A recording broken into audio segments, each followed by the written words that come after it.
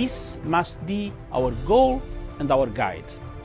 And all that we strive for as a human family, dignity and hope, progress and prosperity, depends on peace. But peace depends on us.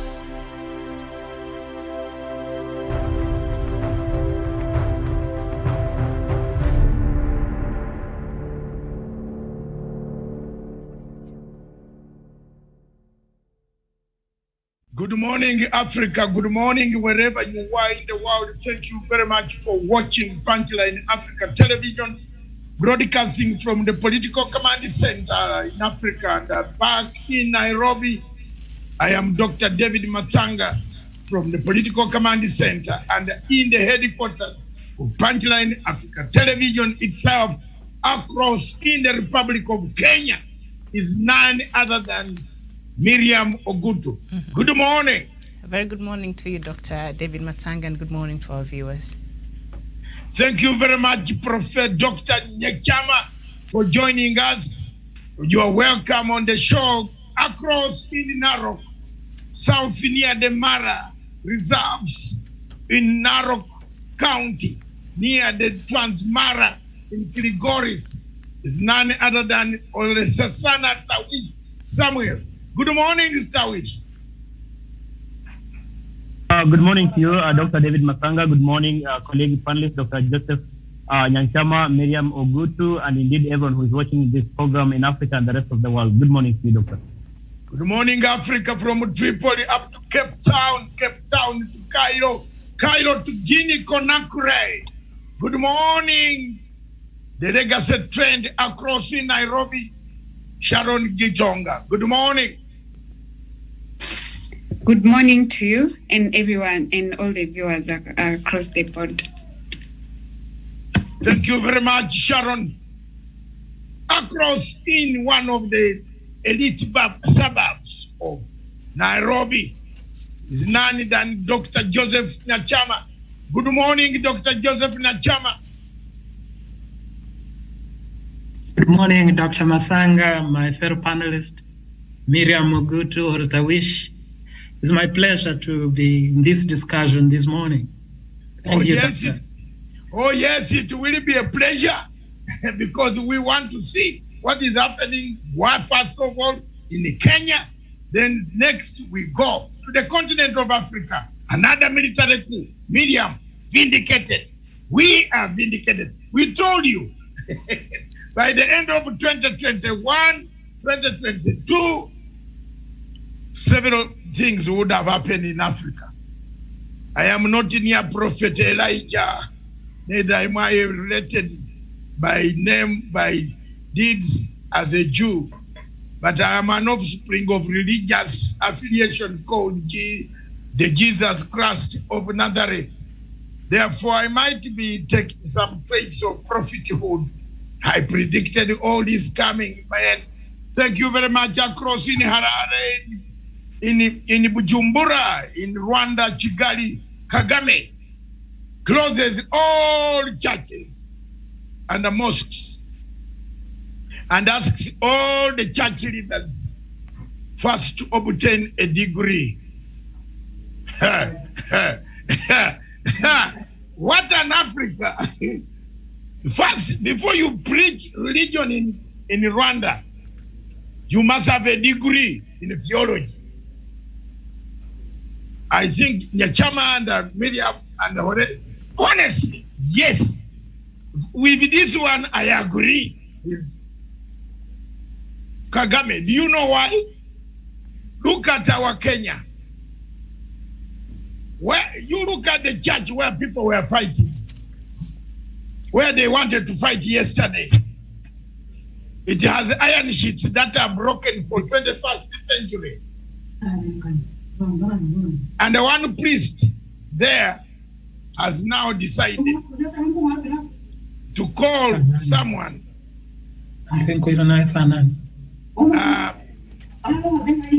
Joseph. We apologize for that mishap. Yes. We apologize for that mishap. Sorry. Thank you very much. We are sorry for the mix-up. Yeah, that's very good. Miriam, take us through the newspapers this morning. Welcome to the show. All right. As I sit back and listen to the headlines, then we come. Welcome also our legacy trained analyst behind the scenes, Sharon Gitonga. We'll be seeing her every morning, at least for the next 2 hours. Every morning, we shall be with her as a legacy trained analyst, taking notes, listening to us. Then she will be coming back to hit us on things where we have lost, where we have missed, where we want to put up right. Thank you very much, Sharon Gatonga. Welcome to the show. Thank you very much. Okay, thanks. Miriam, take us through. All right, thank you so much, Doctor, for that. So the leading newspapers this morning, we start with the Star newspaper. The main headline, feuds threaten to split Ruto's Mount Kenya squad. MPs allied to DP want direct tickets against other aspirants for standing with him. The story is on page 6 of the Star newspaper. Kenyatta's team moves to showcase legacy projects. The story is on page 4 and 5 of the Star newspaper, and we shall be looking at some of those projects of President Uhuru Kenyatta's legacy. And the Standard newspaper, the main headline, a split cabinet like no other. A president has openly differed with his deputy and even asked him to quit government. And with cabinet secretaries taking on the DP, it is not surprising that top decision-making body has not met for 6 months. The story is on page 4 and 5 of the Standard newspaper. And just up there, Kingi starts recruitment drive for a new party. Kuisero Gold Diggers Tales of Death. The story is on page 22. Banks profit jump on record rise on page 25. And then CJ's charm offensive gets results. The story is on page 10 and 11 of the Standard newspaper. And then Raila pledges affordable housing and healthcare to all. I think just continuing what President Uhuru Kenyatta is already doing as part of his legacy. The story is on page 6 of the Standard newspaper. We turn our attention now to the Daily Nation. The main headline, shame of Uhuru to men in church fight. Trading in dangerous water. A tiny church in Kieni, Nyeri counties was yesterday turned into a theatre of political intolerance that pitted President Kenyatta's supporters against those of his entrenched Deputy President William Ruto. The rival groups clashed in a chaotic day of drama amid claims of state involvement in fracas. The story is on page 4 of the Daily Nation. And then help shocker for new college varsity students. The story is on the back page. I'm not Mganga, says Raila. The story is on page 5. And then Guinea in turmoil as leaders claim a coup. Military leaders claim coup. The story is on page 21. And Kenyatta National Hospital, Mbagathi, to administer first Johnson & Johnson vaccines from today. The story is on page 10 of the Daily Nation. So, Doctor, that is what we have on the front pages of our papers this morning. Thank you very much, Miriam. Thank you very much, listeners all over Africa. Wherever you are in Africa, thank you very much for watching us. Thank you again for watching us. We woke up to the news in Africa about the military coup that took place in Guinea Conakry. Sekou Touré, one of the founding members, must be changing several times in the graves when he sees Guinea Conakry, the founding father of the African Pan-Africanism, changing hands from worse to worse. But that is a topic for another day, and tonight, don't miss it. Let's come back to this topic of Ruto. Ruto coming, Ruto going to Mount Kenya. You know, there is something that you are not being bold about, you Kenyans. And the time has come for you to be bold about. Because if you don't say about it, if you don't say something about it, it is going to happen. Ruto, the whole Rift Valley is very, very quiet, peaceful. There are several churches in the Rift Valley where His Excellency, the Deputy President of Republic of Kenya, can spread COVID if he wants. Because simply he's spreading COVID, Miriam.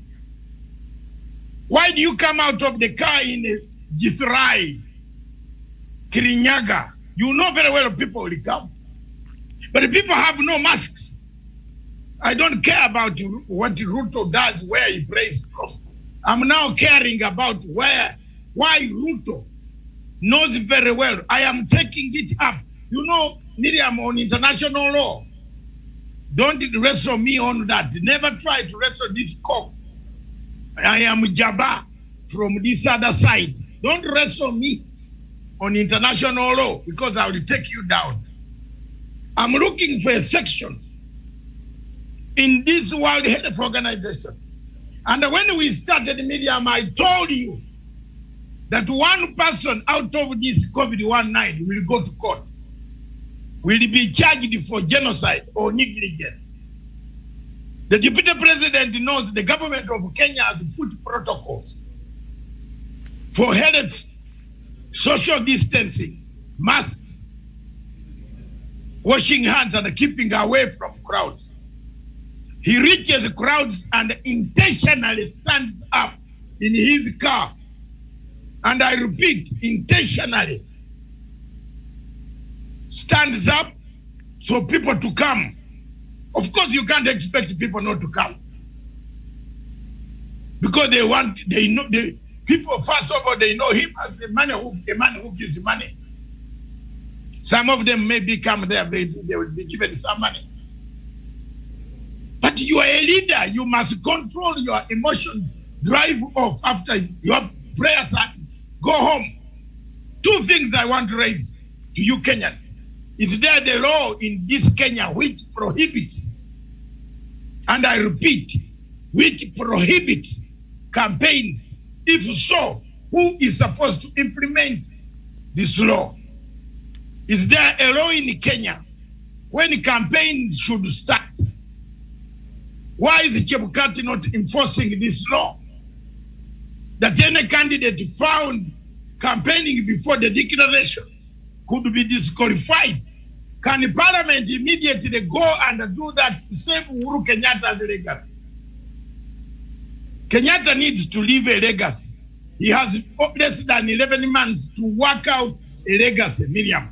So if people are going to politics to run amok, you start flying and driving everywhere, causing a commotion for people. Your people in the Rift Valley are happy, are quiet. The churches are there. They also need your presence. Why don't you pray from there quietly? Why are you fixed in the mountain? I think I have an argument and a bone to crash there. That I am not saying Ruto should not go to the mountain. But I'm only saying, why is he fixed in the mountain quickly every Sunday? Why does he not go somewhere else where he needs to pray peacefully and go home?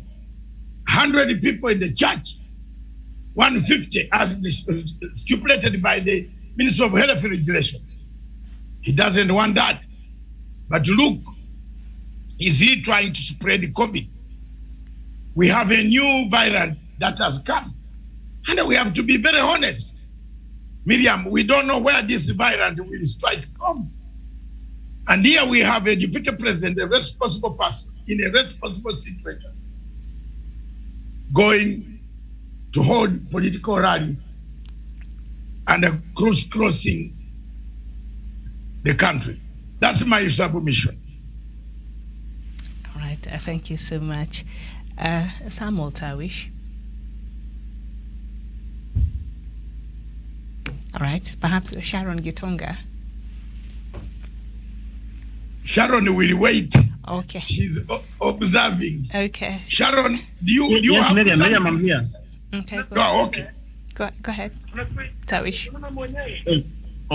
Thank you so much, Miriam Ogutu, my colleague panelist, Dr. David Masanga, of course, Sharon, Dr. Joseph Nyanchama, and everyone who is watching the program this morning in Africa and the rest of the world. Indeed, Miriam, already Dr. Masanga set the stage in what appears to be a strategy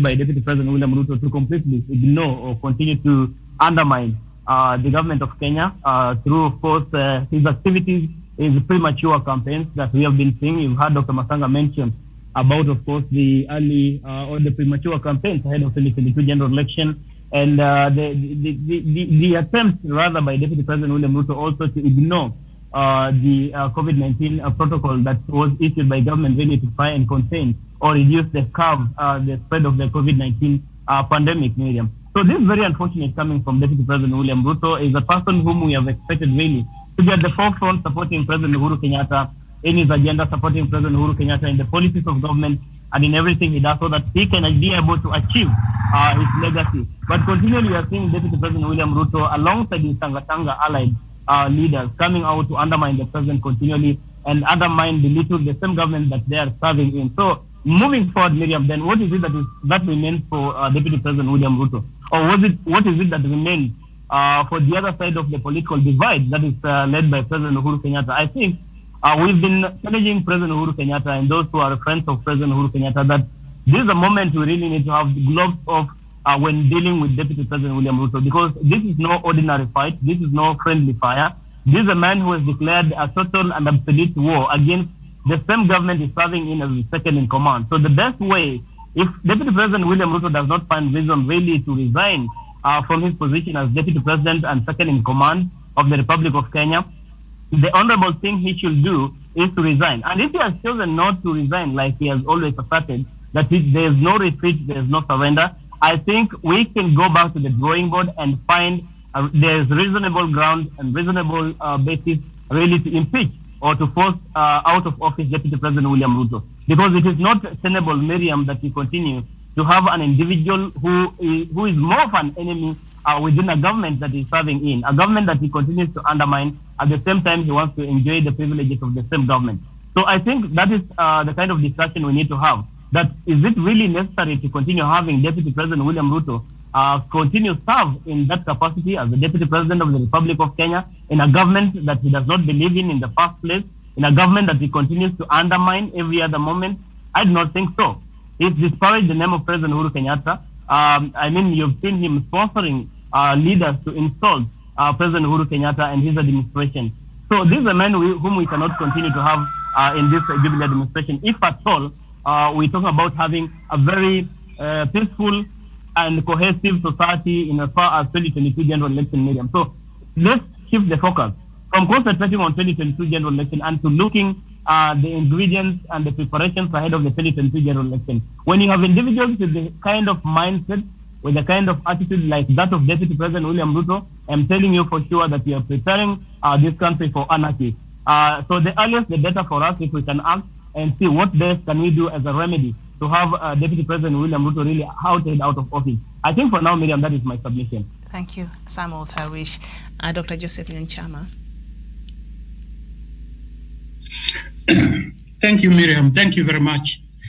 You know, Miriam, I watched with amazement yesterday on the behavior of a man who occupies the second powerful position in the Republic of Kenya. Miriam, you remember one time I said that beauty may take a woman to the palace, but it is only character that can keep her there. Or in other words, personality may open doors for you, but it is only the character that will keep the doors open. It is now emerging, Miriam, indeed, that number two lacks one of the most fundamental ingredient as a leader, which is character. One of the characteristics or ingredient of a leader, one, you protect people. You do not do things which can in fact create insecurity among the people you took oath of office to protect. Number two, you don't show fear for the people that you lead. That's why Moses calmed down when he saw fear before the people. Let us now come back home. What happens? One, even when himself sees his people are in danger from a pandemic like coronavirus, he goes ahead to enhance it. Did you see them? Let me tell you, Miriam, one thing I observed. It is not only keeping the distance. When you speak, you sprout saliva all over. That is even a higher risk, which he is embodying. Anyway, let us go back to what happened in the church.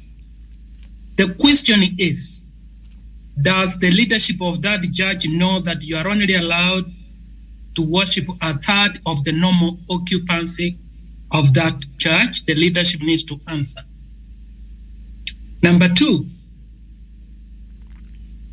if the deputy president himself knew in advance that invitations were cancelled, normally a passion of that structure was to cancel the trip from the security details. What is the deputy president up to?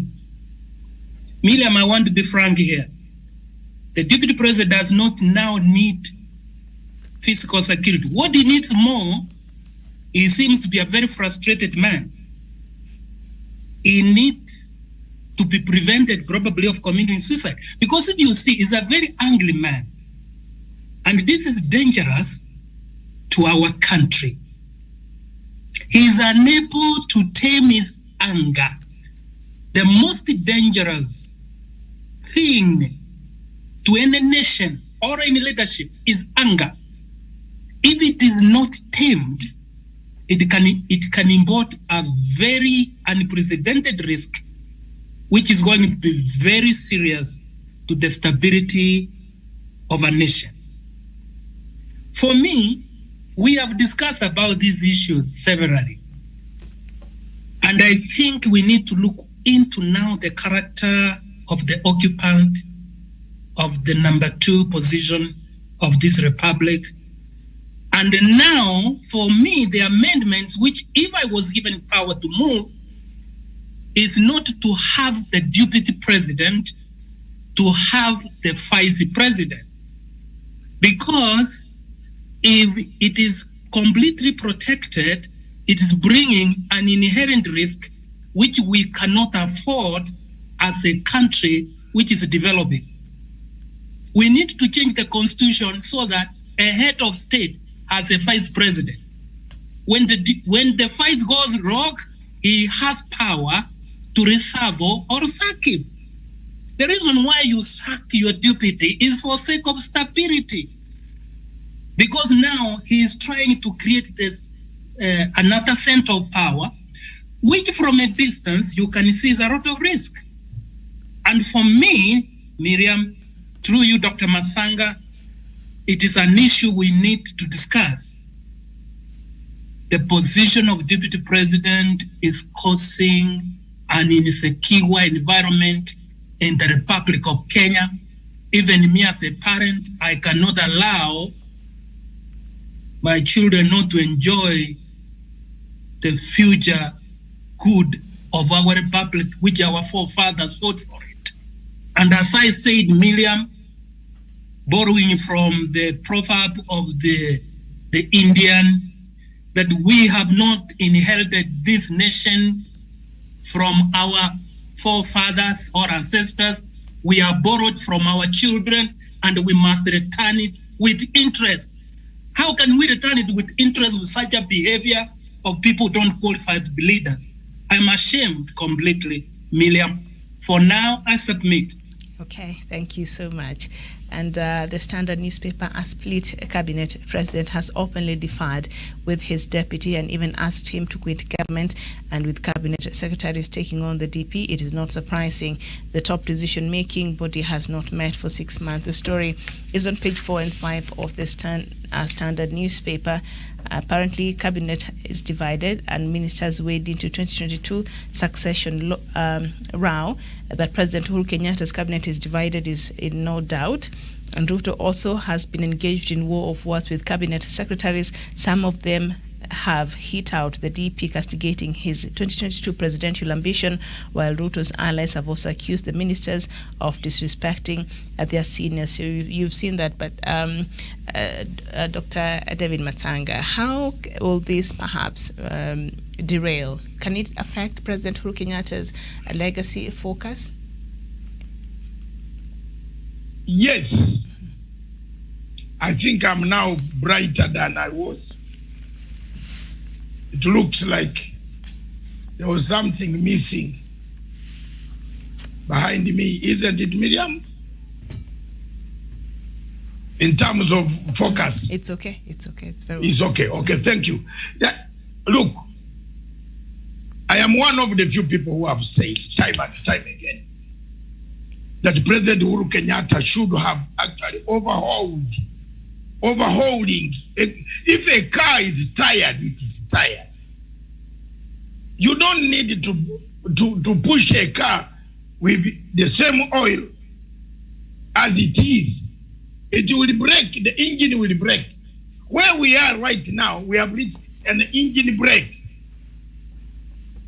The cabinet cannot perform because Ruto has brought divisions. He hates Matiang'i, Dr. Fred Matiang'i, my friend. Dr. Matiang'i started a subject that of which can destroy you in 5 minutes. You know, never invite Matiang'i near a table and a microphone because you are done. Matiang'i is a communicator. That man from Nyamira, where Mr. Joseph Nyachama, you see all of them have taken communication as a senior. Have you seen that most cases want to communicate? You saw the other judge, the judge called Kiari. Kiari, is it Kiari? Kiari. What is the name of the judge, Mr. Joseph? Kegi. Hey, Judge Kiari. The guy came out and had finished us. Our BBI was gone within a short time. Now, Miriam, never try to bring Dr. Fred Matiang'i near a microphone because he will finish you. He will paraphrase his words. And Miriam, you see the most interesting thing about all this, we have not been told what was in, you people don't know what was inside the closed door video. Alisema frankly that the deputy president hires these soldiers to watch over people in lodges. And the soldiers are putting their notes. How Oscar Sudi is elopes with some people's women and they are guarding. You know, this is something very strange. You pay a soldier to guard a man and a man rents the soldiers to some people to look after them in their interest. Soldiers also have chain of command. They go back. Miriam, they write in their books of logbook. Where were you last night? I was in Githeri, what is it, lodge. Where was the lodge located? But we told you to be guarding Karen. Now you are guarding Githeri Road. You know, these things under the camera, these things were working there. The MPs laughed until some MPs broke their ribs. So one of the things that you never do in this country of yours, Kenya, is not to call Mr. Dr. Fred Matiang'i to a microphone, give him audience, atakumaliza. On this one, the DP has divided the cabinet. The cabinet is divided. He doesn't attend the meetings. How can you call your enemy to a meeting? You see, I've been telling people about Ruto, but you people seem not to understand Ruto. Ruto is not interested in the It's not. Ruto is not interested in the ballot. Excuse me, who is waiting for the ballot paper? Ruto? Ruto is not waiting for the ballot paper. Ruto is waiting for the bush. Luckily enough, we have stopped him somewhere.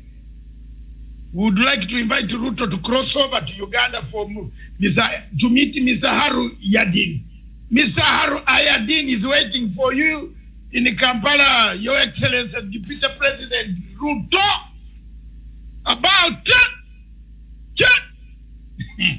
enda huko, enda Kampala, you meet the President of Republic of Kenya. He's waiting for you, of Uganda. Anataka kuzungumza na wewe shughuli hizi za Haru Ayadin. Pesa zilikuwa namna gani? Aha. Unaona? You see, Miriam, I always see far. I warned my friends that look at the minister. For example, now look at the minister who has been doing business with Ruto. That minister is Mwebaze, who is the Minister of Agriculture for Uganda. Now he has opened up a very big war between Kenya and Uganda on the question of sugar. I hope the people of government of Kenya and intelligence here should be listening. That is Ruto's partner in business, all technical businesses in Uganda. That is Ruto's partner. So he's fighting the government of Kenya directly. I am a man, even President Museveni knows I talk the truth. I'm not talking against His Excellency the President. Kenya and Uganda are sister states. They should cooperate in the sale of sugar can be sold to Kenya. Kenya can sell anything to Uganda. We shouldn't have these wars. People are fighting there now indirectly. The Minister of Agriculture of Uganda is not happy. And he's fighting. He's fighting a war. He's fighting the entire Kenya government, media. So there are so many things. The cabinet is divided. Everything is divided. The best thing the president can do, overhaul the system. Let these people who want to go for elections go. Bring in a new team, slender team, with quick responsibility to oversee your legacy. We are here to protect the legacy of President Uhuru Kenyatta. And that's why I'm here still talking. When President Uhuru Kenyatta finishes his legacy, we shall be in the African Union together, or AU, or whatever, which international job. He's still very young. Yes, Miriam. He's still very young. He's in my bracket. We haven't crossed over the bracket of Ruto is still behind us.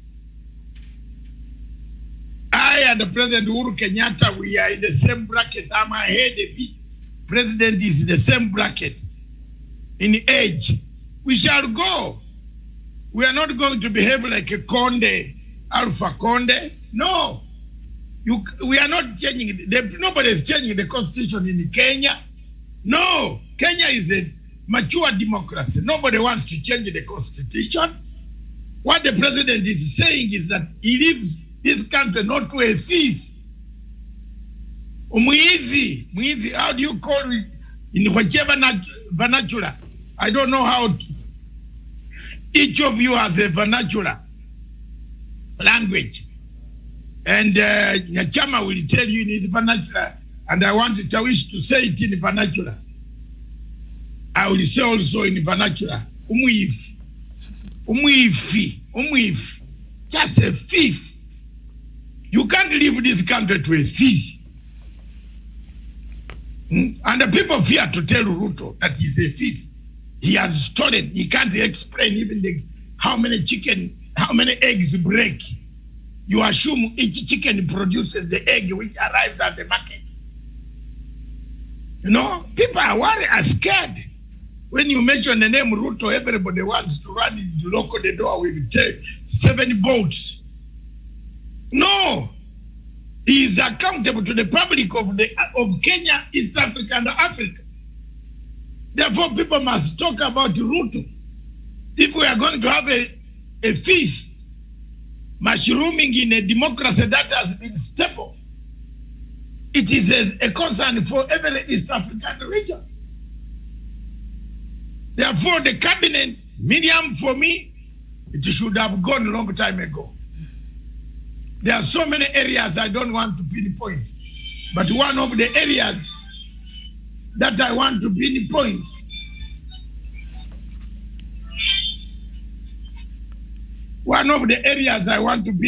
Miriam, is foreign affairs. We need to do something in foreign affairs. I'm more concerned that Kenya this time is going to have, if there must be changes, the foreign policy, President Uhuru Kenyatta has done very well internationally. He's brought in investors. He has friends outside. Forget about the hostile situation, stupid hostile situation created by Mafikizolo's called this, the Tanga Talibans. You know, Talibans, the remnants of Talibans, we are collecting them together. You know what is happening in the Taliban. Miriam, you are an international dispatcher. You will tell us if you are running for power, you don't know where they are going to catch you. So the Taliban think they have defeated America. Yet the Americans want them to be well organized, then organize them. That is going to come. So also the Tanga Talibans in Kenya, we have been waiting for a moment when they can crowd, then you come, and that moment seemed to have started this weekend, last weekend. And from there onwards, I'm telling you, Miriam, it is not going to be rosy. You are not going to come and disrupt people who are peaceful.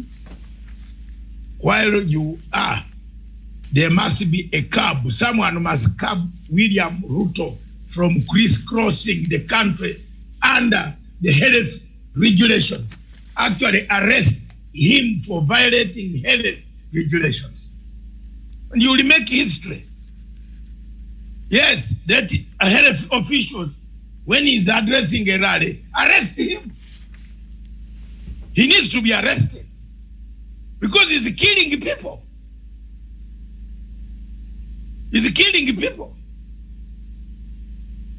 A rally like that one, you just pick him and say that we are serving you with summons. We need him to commit a crime, and he's taken, and then the magistrate will fine him. It goes into his criminal record. Strategy. So that the people can fear going out to the rally. But if you don't arrest him and you go on talking, oh, he's very bad, how are you going to help the citizens of Kenya? I submit. Right. Thank you so much. So now we turn our attention to the Star newspaper. Kenyatta's team moves to showcase legacy projects. The story is on page 4 and 5 of the Star newspaper. Uhuru's team moves to showcase legacy projects 11 months to 2022 election. President Kenyatta's allies, including cabinet secretaries, have moved to showcase his legacy projects with only 11 months left to the end of his tenure. The troops have hit the road running, the politicians embarking on tours as the ministries document key development projects undertaken by the government. The move comes amid heightened criticism by Deputy President William Ruto that Jubilee has nothing to show for the past 4 years. And the Star newspaper has done us a favor and just highlighted some of the achievements that President Uhuru Kenyatta has been able to do for the past couple of years. And the first one is Under him, we've been able to see 1,000 kilometers of tarmac roads every year. This is more than 4 times what the first 3 administrations built collectively per year. Jubilee has issued over 5.1 million titles. This is compared to 6 million issued since independence.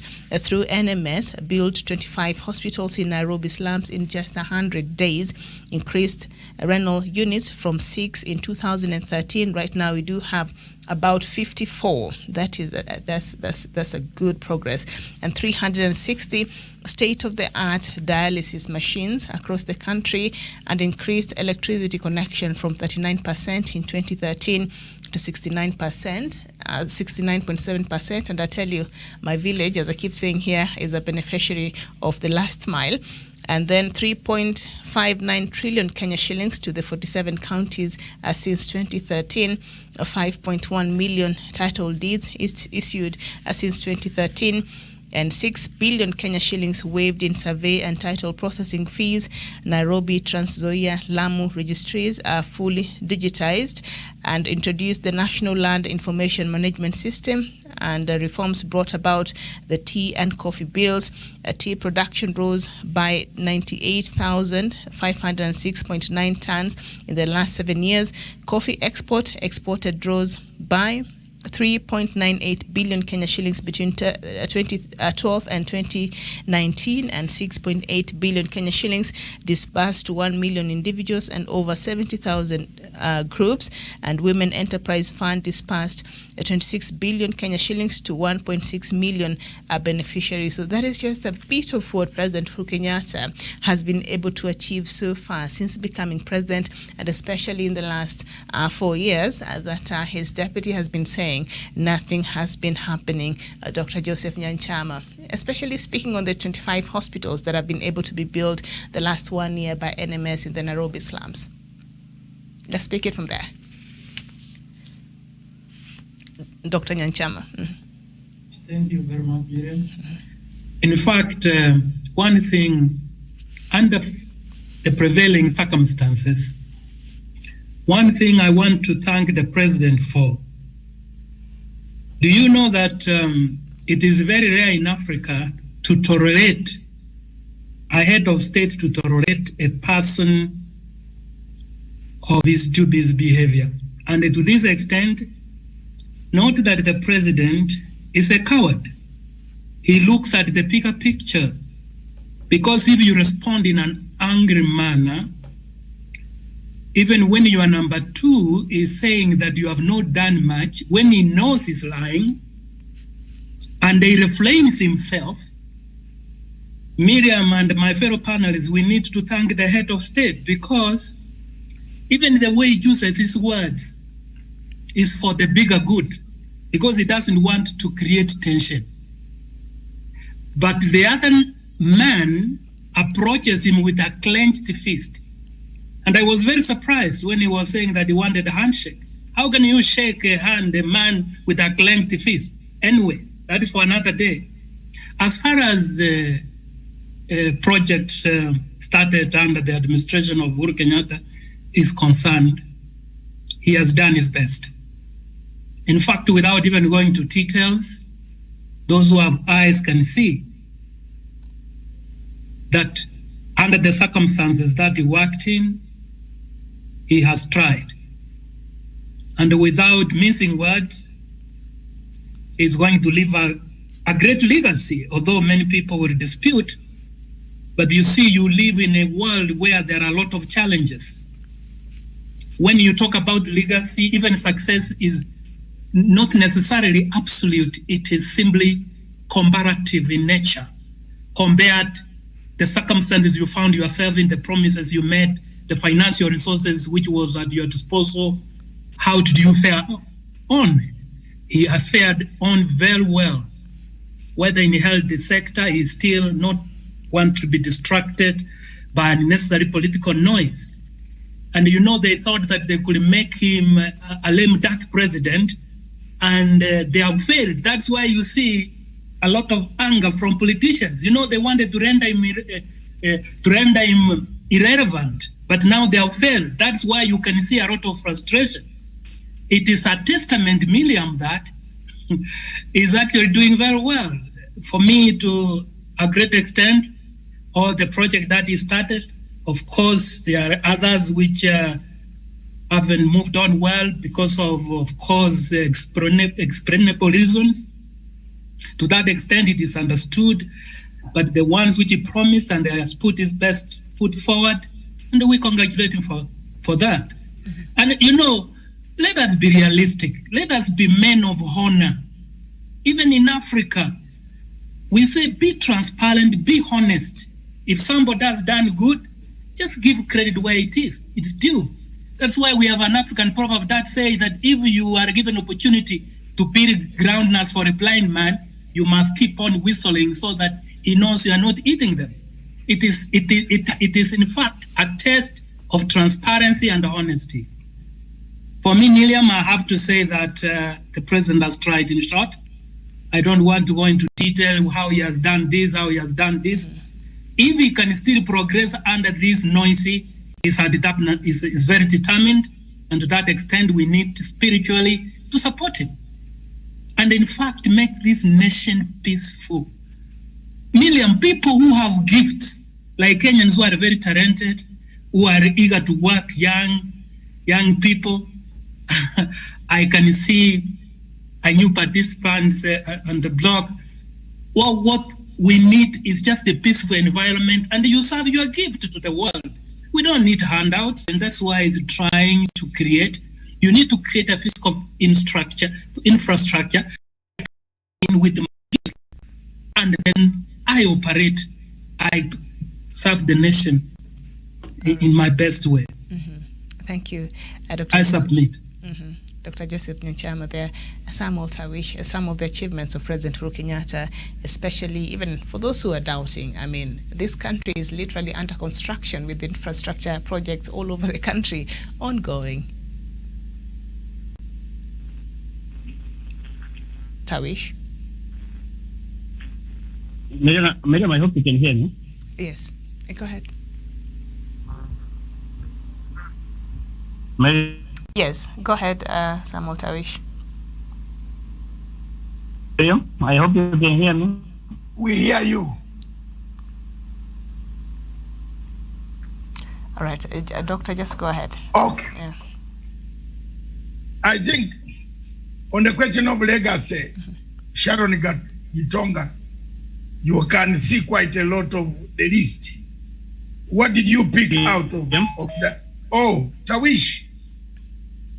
Miriam. We hear you.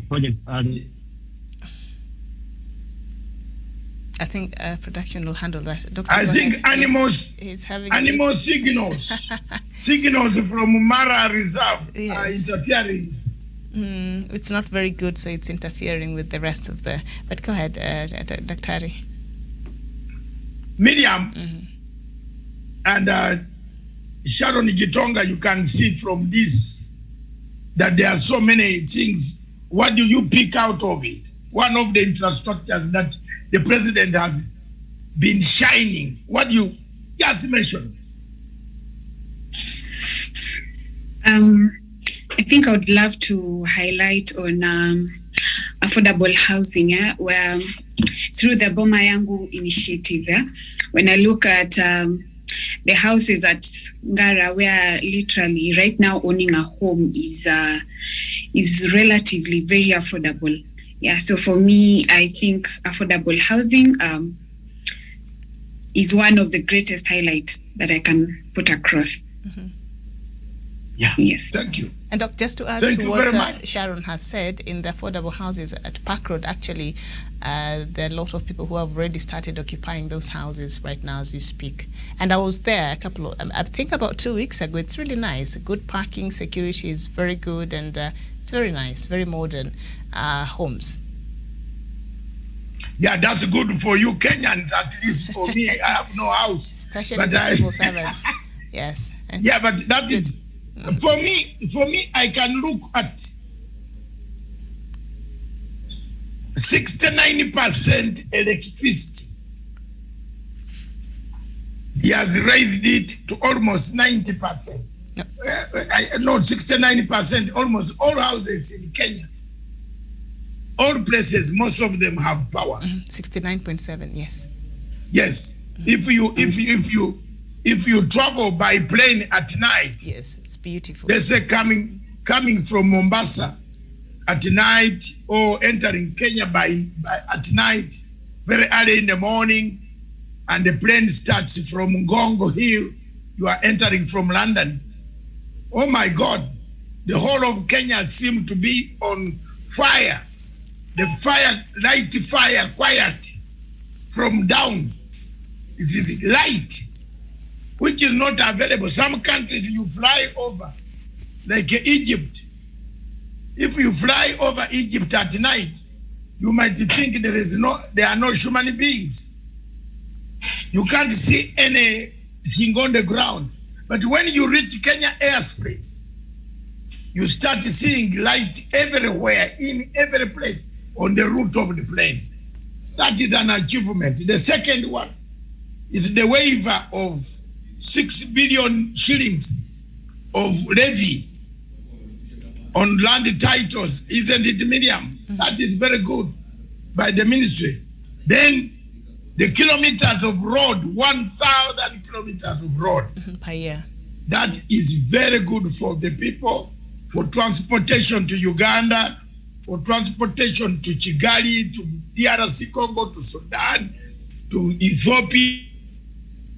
These are some of the greatest achievements that the president has managed to do, and they have come as a legacy. Let's not hide. Other things might have not come the way he wanted. But believe me or not, in the bottom of all the hearts, let's give it a credit to some of the things, the hospitals, the dialysis, people were suffering. Uranium machines, hospitals, dispensaries. Miriam, I want to tell you, in Nairobi where I stay, over the weekend I bumped into the governor of Nairobi, somewhere away from Nairobi in Mombasa. As we are having a breakfast in the morning, I bumped into her and I said, "You have done very well. The roads in my area, my friend, you can just eat food. When it drops, you can pick and remove the dust. You remember some of us grew while we are still strong like this. We used to eat the food that drops down. And here these days, they tell us it has germs. No, there were no germs those days. Miriam, are we not still there? That food used. For example, how many of you have eaten food that is roasted by under the charcoal? Not on the charcoal, but under the ash. The cassava roasted, which I believe Tawish is an expert of cassava roasting, under the ash. The ash, that cassava is well done. And Dr. Nachama and I think we used to do that, to roast our cassava under the ash, so that in the morning, the hot ash, we can carry it to school. I used to carry cassava, one piece, and I walk 5 miles to go to my primary school in 1960. 2, 3, 4. That was when I was at school. Started school when Ruto was not even born. So, but please, give credit where it is due. Allah. So, look at that, Miriam. He has done very well on infrastructure. The building of good roads, hospitals, dispensaries within Nairobi makes work easier for people even to do whatever you call. Wheelbarrows can now run nicely. You can now pilot your wheelbarrow from Muranga and ride Paka here. Because Uhuru has done the road. But you can't just go and tell people bottom up wheelbarrow economy. If the wheelbarrow is full of avocados, where do you sell them? Without the road. Ah, hallelujah. Wajama, let's get saved a bit. So thank you very much for me, Miriam. So far, one of the topics that you might not mention because of time, because we are rushing, is the Chief Justice claims to be doing what? Madame Comey launches charm offensive and has results. Mm-hmm. Do you know what Madame Comey has done very well now so far? He has got this man, Wamachesi Kamachesi. This Machesi man is a good NGO guy. He writes very well. And the team there now with the new chief of staff in the office of the Chief Justice. That is very good, Miriam. That's the point I wanted to make. Mm-hmm. That team can change the image of the judiciary. But they should not gag us from telling some judges, Madame Comey, some of the judges are dangerous, are very bad. And we are not going to keep quiet from telling you. Maybe then so that you tell them. Some of them are rotten bananas. They are activists. They are not following the law. We want judges that follow the law, not to follow the emotions of the public. That BBI is a very wrong thing, therefore cut it. No. We thank you for the good things that you have done so far. You seem to be charming, charm offensive. Continue charming. You have a very good chief of staff, a friend, a very good person. She does her work. Then you have Wamachesi Makoha. Wamachesi Makoha is a very good man. He writes very well. Although he's an NGO syndrome, he writes very good English. And there he can do the public image and be able to cover 2 pages. I don't know how much is being paid, but that's very good analysis. Continue with the good work, Chief Justice. We prayed for you to go there, so we can have nothing to say no. That's all I wanted to say, Miriam. Okay. Thank you so much. So I think that's where we end our newspaper review this morning. So we get into the other topic we had, that is on the regime change in Africa. As we know, as we speak right now, President of Guinea, Alpha Conde, is under house arrest. This is after a coup happened yesterday. The doctor has started for us. Thank you very much. This topic is coming tonight at 7 p.m. A regime change, a new wave of regime change in Africa. Why? Why? We have been talking about this for almost 3 years with you, Miriam. That unless people in Africa change, unless people stop changing the constitutions. Alpha Conde tried to change the constitution. He changed it under the cover of COVID-19. He actually changed it, went for 30 term. Sneaked in, yes. Now, his own man behind him, whom he chose to come, was paid by the Americans and the French to overthrow him. He's not going to be killed. In fact, you'll hear that Conde has flown to Paris, where he will die a natural death. That's how the French operate. They don't allow somebody who has been there for them to be killed. You not see that the only man they have killed. In fact, with this one, the French are very good. They have said, arrest him, don't kill him. But with Idris, General Idris Dabi Idris, they said, kill him. They killed him. So when you are dealing with the French, you must be prepared to serve the altar with the red substance. But Alpha Conde is lucky. But why? Why do you change a constitution in Africa when they said 2 terms? Leave it, go. Allow the stage. Shakespeare said the world is a stage where you come, you play, you go. If you have played your role as a government, like Uhuru Kenyatta has done, he's going home.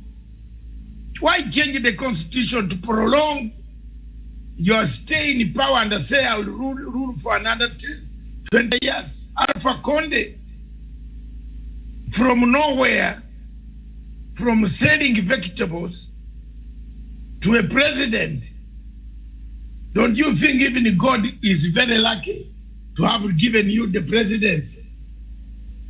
Are people not happy? If God has given me that, like me now, if God gives me the presidency, I dare not say it because the boss is still there. Miriam, I told you one of the things why that boss spares me is because I don't declare openly the presidency. There's nobody in Uganda who says I want to become the president and he left without one limbing, you know. So if you give me, even if it's 24 hours and you tell me I've gone, I want you for 24 hours, that's good enough. I've struggled for it. But you come and get things because you are a vegetable seller or poultry, chicken seller. Now you want to come and force yourself. It doesn't pay. So we have a problem. We shall look at that topic this evening. But the news that I wanted to, before I allow my fellow friends to come in and say something, is Somalia. The current situation of Somalia, breaking news, is that the Prime Minister of Somalia has sacked the Director of Intelligence of Somalia. Miriam, what did we say? We were here. Happened yesterday. Was it yesterday? Yes. Yes. They sacked. And the reason for sacking is the same that we, Matsanga and the others, we said here, Miriam, on the same. That this guy is the one causing all the chaos that you see in Somalia. He's dealing with Al-Shabaab at night, and then he comes to deal with the government during due time. They even abducted his own cousin. They have Al-Shabaab have taken his own nephew. You see, what you do in darkness comes back to take you down. There you see now, we are done and dusted. Thank you. All right. Dr. Nyanchama, is there anything you'd like to add to the story of the coup in Guinea? I think not much now, Miriam, because Daktari said we will discuss it exclusively in the evening. All right. Thank you so much. So I think that is very so. Before you conclude, what have you learned here, Sharon Gitonga?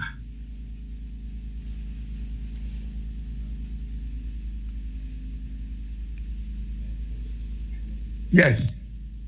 Okay. I've learned quite a lot, but maybe to sum everything out, I think I've noted that there's a lack of leadership, especially where the DP is concerned. So among all the highlights that have been said, I think the lack of leadership is what that has stood out for me. Yes. And also highlighting the achievements of the president and where the Big Four action plan, rather the agenda, is concerned. I think that's what I can say from this meeting. That was my major highlights. Oh, thank you very much. Thank you for picking those highlights, and thank you very much. The legacy would like to dwell more. You can write on that one the highlights of His Excellency the President, how much we have got. We thank you very much for joining us again, or tonight, if you have time, join us as the Legacy Trend from 7 p.m. to 8 p.m. or to 9 p.m. Tomorrow, the same time, you can join us and listening. You can, it doesn't matter whether you speak or you don't, but you get the points and go on getting the points. Otherwise, Miriam, from my side, from me, and from myself, on behalf of myself and myself, again, alone and alone, I want to thank you from the political command center that there are some presents coming your way towards the headquarters. All right. Thank you. We shall be waiting. That's all I can tell you. Okay. Some presents, maybe flowers, but not flower. Don't expect flowers. Some presents. All right, we'll see when they arrive. Doctor, thank you so much. Dr. Yes. Joseph Nyachama, also thank you so much. And Sharon Gitonga, thank you so much for finding time to being with us this morning. Samuel Tawish was with us, but he had a bit of a technical hitch. Nevertheless, we appreciate his time with us. My name is Miriam Ogutu. This has been Good Morning Africa. I'll be back here later with more news from across the continent and the latest update from what is happening there in Guinea. Bye-bye for now.